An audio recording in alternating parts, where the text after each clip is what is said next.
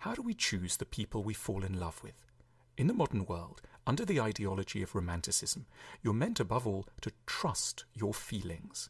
Love is a mutual ecstasy at finding a beautiful person inside and out with a rare capacity to make us happy. The romantic attitude sounds warm and kind. Its originators certainly imagined that it would bring to an end the sort of unhappy relationships that resulted from the old ways of finding a partner, the arranged marriage. The only problem is that this call for us to trust our instincts has very often proved to be a disaster of its own. Respecting the special feelings we get around certain people in nightclubs or train stations, parties or on websites, and that romanticism so ably celebrated in art, appears not to have led us to be any happier in our unions than a medieval couple shackled into marriage by two royal courts, keen to preserve the sovereignty of a slice of ancestral land. Instinct has been little better than calculation in underwriting the quality of our love stories. There's another school of thought, this one influenced by psychotherapy, which challenges the notion that trusting instinct invariably draws us to those who will make us happy. That's because the theory points out that we don't fall in love first and foremost with those who care for us in ideal ways. We fall in love with those who care for us in familiar ways, and there might be a big difference. Adult love is modelled on a template of love created in childhood and is likely to be entwined with a range of problematic attractions that militate in key ways against our chances of growth and happiness as adults. We may believe we're seeking happiness in love, but what we're really after is familiarity. We're looking to recreate within our adult relationships the very feelings we knew so well in childhood, and which were rarely limited to just tenderness and care.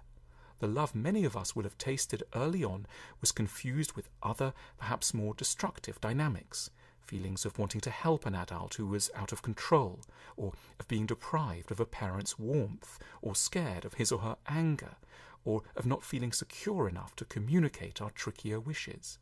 How logical, then, that we should, as adults, find ourselves rejecting certain candidates, not because they're wrong for us, but because they're a little too right, in the sense of seeming somehow excessively balanced, mature, understanding, and reliable, given that in our hearts such rightness feels foreign and unearned. To choose our partners wisely, we need to tease out how certain compulsions to suffering may be playing themselves out in our feelings of attraction. A useful starting place is to ask ourselves, perhaps in the company of a large sheet of paper, a pen, and a free afternoon, what sort of people in the abstract put us off, and what kinds excite us? To try to trace back qualities to the people who first loved us in childhood, and to ask ourselves how much our impulses really are aligned with things that might make us happy.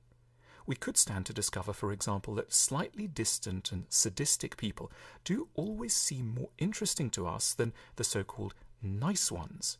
That should make us stop and think. Our honestly described reactions are legacies. They are revealing underlying assumptions we've acquired about what love for us can feel like. We may start to get a clearer picture that our vision of what we're looking for in another person might not be an especially good guide to our personal happiness. Examining our emotional histories, we learn that we can't just be attracted to anyone. We're limited in the types we have because of certain things that happened to us in our past. Even if we can't always radically shift these patterns, it's useful to know that we're carrying a ball and chain. It can make us more careful of ourselves when we feel overwhelmed by a certainty that we've met the one after just a few minutes chatting at the bar, or when we're certain someone is just wrong or boring, even though objectively they do have a lot going for them. Ultimately, we stand to be liberated to love different people to our initial types when we find that the qualities we like and the ones we very much fear can be found in different constellations from those we encountered in the people who first taught us about affection long ago in a childhood we should strive to understand and in many ways free ourselves from.